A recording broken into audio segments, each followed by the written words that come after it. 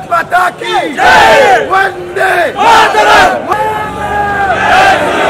बांगलादेश येथे होत असलेल्या हिंदूंवरील अत्याचाराच्या विरोधात आज सकल हिंदू समाजातर्फे बंद पुकारण्यात आला होता।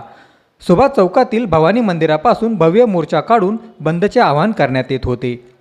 बंदचे आवाहन करत मोर्चा जिल्हाधिकारी कार्यालयावर जात होता। फुले मार्केट, दाणा बाजार, सुभाष चौकातील भाजी बाजार सर्व बंद होते। मोर्चा शिवतीर्थ मैदानापर्यंत आला।